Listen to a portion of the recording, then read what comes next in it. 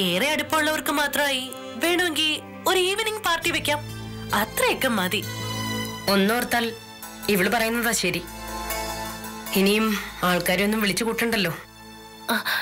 മാത്രല്ല ചെലവ് നന്നായിട്ട് കുറഞ്ഞു കിട്ടും. ചെലവ് കൂട്ടി തന്നെയാണല്ലോ ഞങ്ങള് മാനസയുടെ വിവാഹം പ്ലാൻ ചെയ്തത്. വേണ്ടാന്ന് വെച്ചത് മാനസ തന്നെയല്ലേ. ഈ ഇഷ്യൂവിനെ ചൊല്ലി ഇനി ഇവിടെ ഒരു തർക്കം വേണ്ട. എന്തായാലും ഒരു മംഗളകർമ്മം നടക്കാൻ പോവല്ലേ. അങ്ങനെ തോന്നുന്നില്ലല്ലോ സിദ്ധാർത്ഥന്റെ മുഖം കണ്ടിട്ട്. സിദ്ധാർത്ഥന് എന്തെങ്കിലും വിസമ്മതമുണ്ടോ ഈ വിവാഹത്തിന്? ഇല്ല. അപ്പോ നമുക്ക് മുന്നോട്ട് പോകാം അല്ലേ? അതെ, കുറെ കാലം മോഹിപ്പിച്ചിട്ട് ഒടുക്ക ഒരു എടുക്കാ ചരക്കിനെ നിന്റെ തലയിൽ കെട്ടിവെച്ചിട്ട് പൊടിയും തട്ടി പോയില്ലേ അവള്. ഒരു കാലത്തും ഗുണം പിടിക്കത്തില്ല അവള്. അച്ഛനൊന്ന് അടങ്ങ്. നമുക്കൊരു വഴി കൂടി നോക്കാം. മുങ്ങിച്ചാവാൻ തുടങ്ങുന്നവന് കച്ചിത്തുരുമ്പും ആശ്രയമാണല്ലോ. പോകല്ലേ എന്നെ.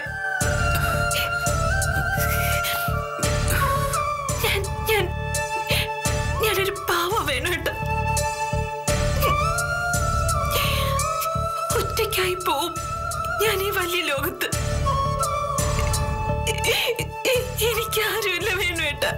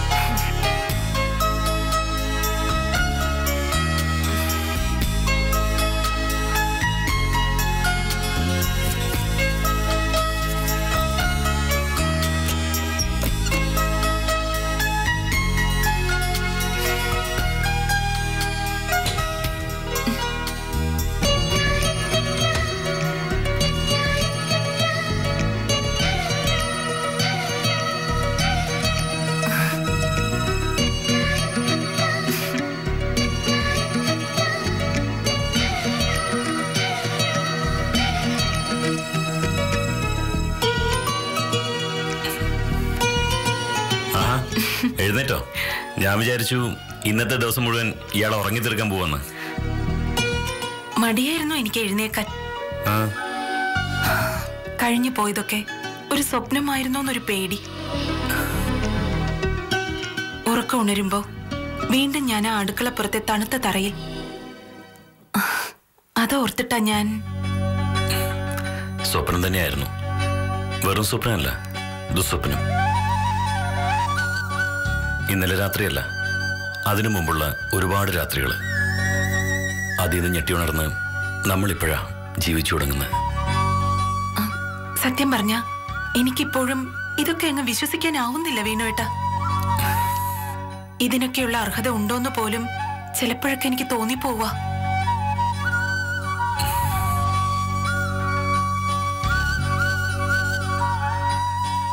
എന്നാലേ ഒരു റൗണ്ട് കൂടി ഞെട്ടാൻ ഇയാളെ റെഡിയായിക്കോ. നമ്മളിപ്പോ അംബികയുടെ അമ്മയെ കാണാൻ പോകുന്നു, സാക്ഷാൽ സുമിത്രാ ദേവിയെ. അതെടു, ഒരുപാട് സങ്കടപ്പെട്ടല്ലേ ആ അമ്മ ഇവിടെ നിന്ന് ഇറങ്ങിപ്പോയത്. ഒരു ചെകുത്താൻകോട്ടയില് മകളെയും കുഞ്ഞിനെയും വിട്ടിട്ട് പോകുമ്പോ ആ മനസ്സ് ഒരുപാട് നൊന്ത് കാണും. സ്നേഹത്തോടെയുള്ള ഒരു നോട്ടമോ ഇഷ്ടം കലർന്നൊരു ചിരിയോ ഇല്ല. കുത്തി നോവിക്കാൻ വേണ്ടി മാത്രം ചുറ്റും കൂടി നിൽക്കുന്നവര്. മനസ്സുറപ്പിച്ച് ആ അമ്മ എങ്ങനെ ഉറങ്ങും? ഒരുപാട് വർഷമായി ആ നെഞ്ചിൽ നേറിക്കൊണ്ടിരിക്കുന്ന ഉമിത്തി ഇപ്പോ ആളിപ്പടരുന്നത് മനസ്സിൽ കാണാം എനിക്ക്. അമ്മയുടെ നെഞ്ചിലെ ആ തീ കെടുത്തണം എനിക്ക്. അതിനുവേണ്ടിയാ ഈ യാത്ര.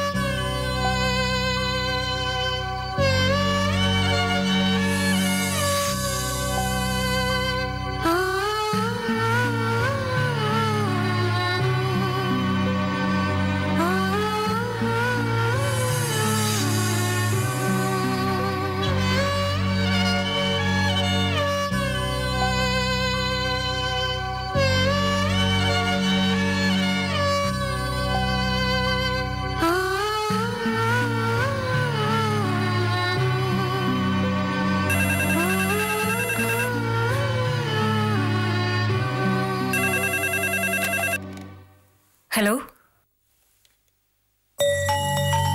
ഹലോ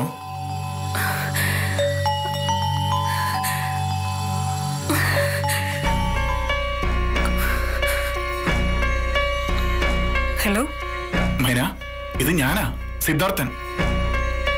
എന്താ വേണ്ടെന്ന് പറഞ്ഞോളൂ. മൈന, നീ എന്താ ഇങ്ങനെ ഇൻഡിഫറന്റ് ആയി? സിദ്ധാർത്ഥൻ വിളിച്ച കാര്യം പറയാൻ. മൈന, എനിക്ക് മൈനയോടൊന്ന് സംസാരിക്കണം. ഇപ്പൊ നമ്മള് സംസാരിക്കുവാണല്ലോ.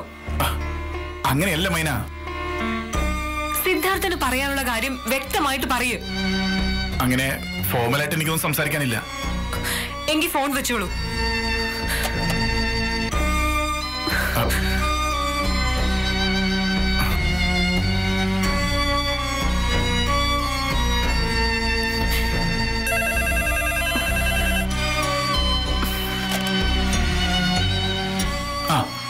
മൈന, ഫോൺ വെക്കല്ലേ, എനിക്ക് നിന്നോട് സംസാരിക്കണം.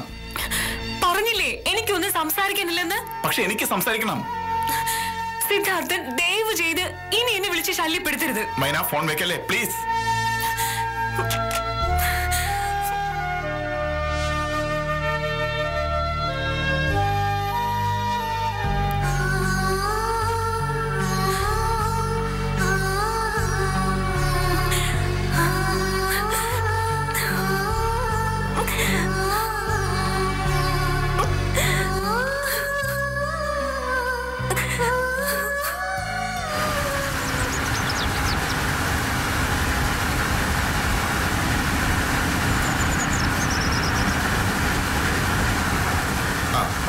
ഇവിടെ ശകലം ഒന്ന് പോകട്ടെ.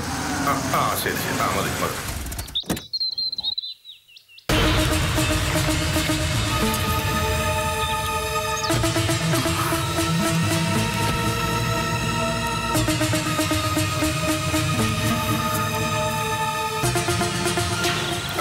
പിടിച്ച് കെട്ടി വെക്കേ. ഇങ്ങോട്ട് ഇങ്ങോട്ട്.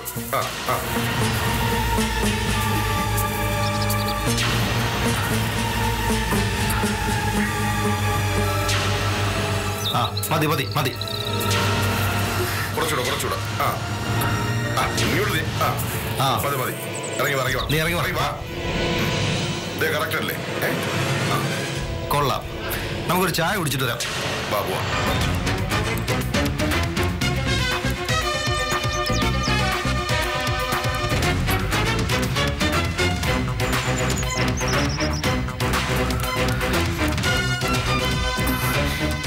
അമ്പയമ്മോള് വന്നെന്ന് ദേവ് പറഞ്ഞു. അമ്മ എവിടെ പ്രസാദേട്ടാ? അമ്മ പോയി.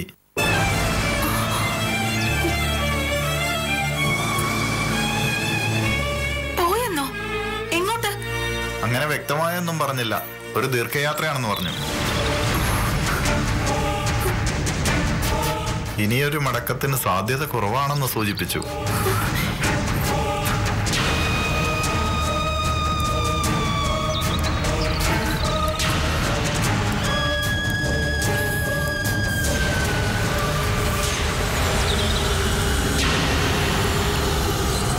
മോൾക്ക് തരണമെന്ന് പറഞ്ഞ് എന്നെ ഏൽപ്പിച്ചതാ.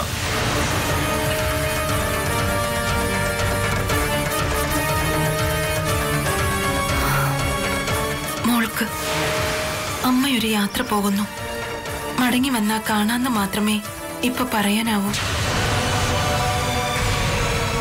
ഈ സമയത്ത് ഉപേക്ഷിച്ചു പോകുന്നു മോൾക്ക് തോന്നരുത്. അമ്മ ഒപ്പം ഉണ്ടെന്ന തോന്നൽ എപ്പോഴും ഉണ്ടായാൽ മോള് കൂടുതൽ ദുർബലയാവുകയുള്ളൂ.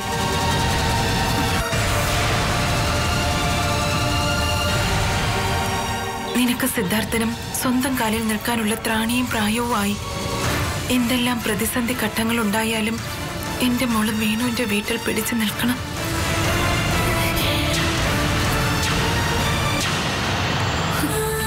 നേരിട്ടോ ഫോണിലോ പറഞ്ഞ നീ സിദ്ധുവും ഈ യാത്രയ്ക്ക് സമ്മതിക്കില്ല എന്നറിയാവുന്നത് കൊണ്ടാ ഈ കത്ത്.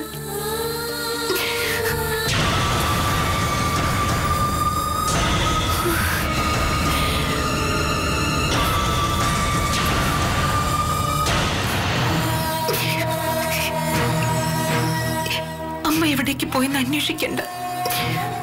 ആദ്യ യാത്ര ഋഷികേശിലേക്കാണെന്ന് മാത്രം പറയാം. ഭഗവാനെ തേടിയല്ല ഈ യാത്ര.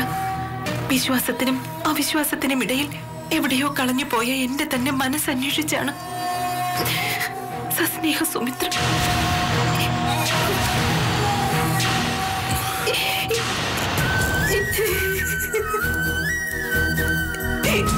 മോള്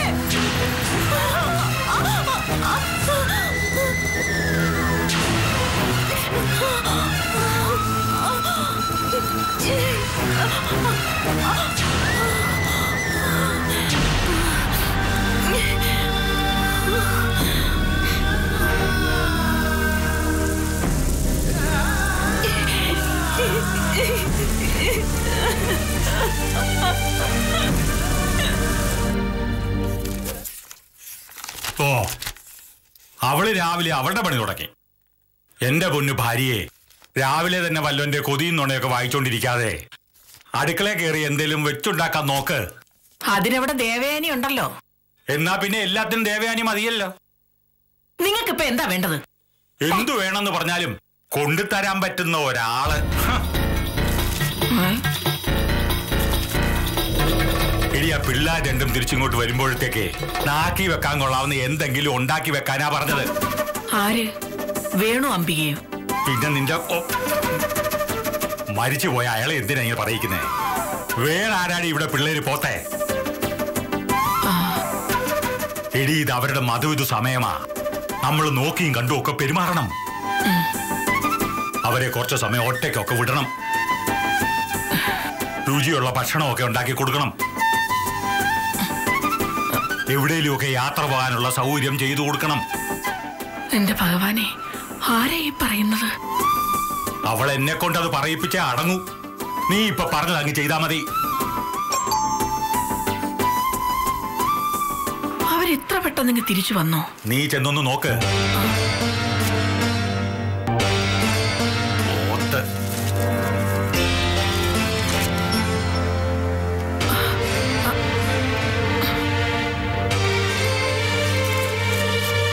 ഇടി, ആരാടിയത്?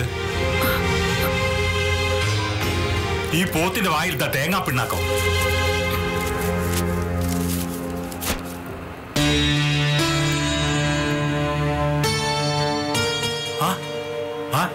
സിദ്ധാർത്ഥ മോനോ? ഞാൻ വഴക്കിനൊന്നും വന്നതല്ല. ഇവിടെ നിന്നൊരു കാര്യം പറഞ്ഞങ്ങ് പൊക്കോളാം. അതെന്താ മോനെ, ഞങ്ങളെ കളിയാക്കുകയാണോ? ഞങ്ങളുടെ അമ്പിക മോടെ ഏട്ടനെ അങ്ങനെ അങ്ങ് വിടാൻ പറ്റുമോ? മോനി വാ, അകത്തിരുന്ന് സംസാരിക്കാം. വാ.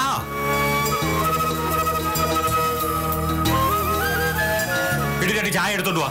മോനിരിക്കേ. ഇടി ഇത് അതുപോലല്ല, റിയൽ ആയിട്ട് പറഞ്ഞതാ. അല്ലെങ്കിലേ ഒരു ചായ മതി. അല്ല, അംബികയില്ലേ ഇവിടെ? അംബിക മോളും വേണുവും കൂടെ പുറത്തു പോയതാ മോനെ. ഇപ്പൊ ഇനി വരും. ഞാൻ വന്നത് മറ്റൊരു കാര്യം പറയാനാ. എന്റെ വിവാഹം തീരുമാനിച്ചു. മാനസയാണ് വധു.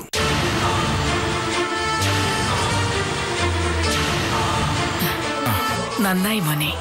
അല്പം വൈകിയാണെങ്കിലും എല്ലാം കലങ്ങി തെളിഞ്ഞല്ലോ. സാർ, സാറ് കുടിക്കേ.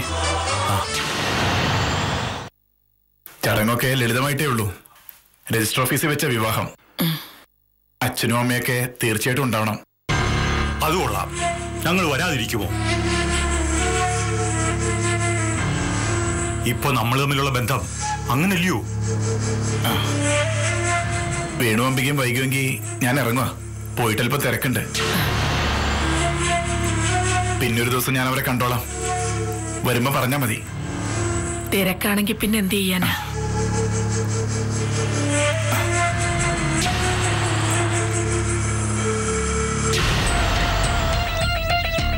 ഭഗവാനെ, ഇതുപോലൊരു ദിവസത്തിന് വേണ്ടിയാ ഞാൻ കാത്തിരുന്നത്. സത്യം പറഞ്ഞ കുറെ കാലത്തിന് ശേഷം ഇപ്പോഴാ ഒരു മനഃശാന്തി സുഖമൊക്കെ തോന്നുന്നത്. അതെന്താടി നിനക്ക് അത്രയ്ക്കാന്ന് സൂചിച്ചത്? എല്ലാം ഒന്ന് കലങ്ങി തെളിഞ്ഞില്ലേ? വേണു മാനസയെ വിവാഹം കഴിച്ചിരുന്നെങ്കിൽ പോലും നമ്മുടെയൊക്കെ ജീവിതത്തിന് ഈ ഒരു വെളിച്ചം കിട്ടില്ലായിരുന്നെന്ന് ഇപ്പൊ തോന്നുക. അതെന്താടി? അപ്പോഴും അംബിക ഒരു കരടായി നമ്മുടെയൊക്കെ മനസ്സിൽ കിടക്കില്ലേ? അത് പോട്ടേന്ന് വെക്കാം. പക്ഷേ പൂ പോലത്തെ മുഖമുള്ള ആ കുഞ്ഞ്. കേട്ടവളെ, ഇതൊക്കെ ആയിരുന്നു എന്റെ മനസ്സിലിരിപ്പല്ലേ? ഇങ്ങനൊരു സിറ്റുവേഷൻ ഇപ്പൊ ഉണ്ടായത് നന്നായി. അതുകൊണ്ടല്ലേ നിന്റെ മനസ്സിലുള്ളതെല്ലാം ഇപ്പൊ പുറത്തേക്ക് വന്നത്. നീ എന്താടി വിചാരിച്ചത്? അരവിന്ദാക്ഷൻ വെറും പൊട്ടനാണെന്നോ? കോടികളുടെ തൂക്കമുള്ള മാനസയെ വിട്ടിട്ട് പൂ പോലത്തെ മുഖമെടുത്ത് ഒക്കത്ത് വെക്കുമെന്നോ? അതിന് അരവിന്ദാക്ഷൻ വേറെ തന്തയ്ക്ക് പറക്കണം. അപ്പൊ ഇപ്പൊ പറഞ്ഞതൊക്കെ ഇത്രയും കാലം എന്റെ കൂടെ കഴിഞ്ഞിട്ടും നിനക്കതൊന്നും മനസ്സിലാക്കാനുള്ള വിവരമില്ലാതായി പോയല്ലോടി പോത്തെ. അരവിന്ദാക്ഷൻ പറയുന്നതല്ല പ്രവർത്തിക്കുക, പ്രവർത്തിക്കുന്നതല്ല പറയുക. എന്നാലും ഇത് നമ്മുടെ കുഞ്ഞുങ്ങളുടെ ജീവിതത്തിന്റെ കാര്യല്ലേ? കുഞ്ഞോ? നാട്ടുകാരുടെയും വീട്ടുകാരുടെയും മുന്നിൽ വെച്ച് ആ മാനസ നമ്മുടെ തലയ്ക്ക് മുകളിൽ കെട്ടിവെച്ച വിഴുപ്പ് എങ്ങനാടി എന്റെ നിന്റെ കുഞ്ഞാകുന്നത്? ഇപ്പോഴും അരവിന്ദേട്ടന്റെ മനസ്സിൽ അതുണ്ടല്ലേ? അതുണ്ടെന്നല്ല, അതേ ഉള്ളൂ. രാത്രി നേരത്ത് നീ പോത്തുപോലെ കിടന്ന് ഉറങ്ങുമ്പോ ഒരു മാത്രം ഉറങ്ങാതെ തള്ളി നിൽക്കുക അരവിന്ദാക്ഷൻ. കണ്ണടച്ചാലും ആ നിമിഷം അരവിന്ദാക്ഷന്റെ മുന്നിൽ കപ്പിനും ചുണ്ടിനും ഇടയിൽ കോടികൾ തട്ടി തൂവിപ്പോയ ആ ഒരൊറ്റ നിമിഷം വരും. ഇത്രയൊക്കെ മനസ്സിലുണ്ടെങ്കിൽ പിന്നെ എങ്ങനെയാ മനുഷ്യ നിങ്ങൾക്ക് അംബികയോടും സിദ്ധാർത്ഥിനോടും ഇത്ര സ്നേഹത്തോടെ പെരുമാറാൻ കഴിയുന്നേ? അതാടി അരവിന്ദാക്ഷൻ. ചിരിച്ചോണ്ട് കരയും, കരഞ്ഞോണ്ട് ചിരിക്കും. ചിലപ്പോ ചെമ്പരത്തിപ്പൂ എടുത്ത് കാട്ടി ചങ്കാണെന്ന് കൊതിപ്പിക്കും. പക്ഷെ എന്തിനാ? കാശ് തന്നെയാണ് ഈ വിഷയം. ഇപ്പോഴീ അരവിന്ദാക്ഷന് കുറച്ച് കാശിന്റെ ആവശ്യമുണ്ട്. കാര്യം എന്താണേലും വർക്ക്ഷോപ്പിലും സ്റ്റാർ ഹോട്ടലിലും ഒക്കെ ചൊരച്ചിട്ട് കുറെ പണം ഉണ്ടാക്കിയിട്ടുണ്ട് ആ ചെറുക്കൻ. അത് പക്ഷേ ഇപ്പൊ ഡെഡ് മണിയാ. ഭൂമിക്കും വീടിനുമായിട്ട് ഏതാണ്ട് മുഴുവൻ കാശും ചെലവാക്കി ആ പണത്തിനൊരു അനക്കമില്ലെന്ന് ചുരുക്കം. അതൊന്ന് അനക്കി കിട്ടാനാ അരവിന്ദാക്ഷൻ ഇവിടെ ഇരുന്ന് ഇളക്കിക്കൊണ്ടിരിക്കുന്നത്. അത് കണ്ട് കൊതിച്ചിട്ട് കാര്യമില്ല അരവിന്ദേട്ടാ. അത് സിദ്ധാർത്ഥൻ സ്വന്തമായിട്ട് സമ്പാദിച്ചല്ലേ, അതെങ്ങനെ നമുക്ക് കിട്ടും? അവിടെയാ നിനക്ക് പിഴച്ചത്. സ്നേഹിക്കുന്നവർക്ക് വേണേൽ ചങ്കു പറിച്ച് ഉള്ളം കൈയിലോട്ട് വെച്ചു കൊടുക്കും ആ ചെറുക്കൻ. പിന്നെ ഉള്ളത് ആ തള്ളയുടെ കാര്യമാ.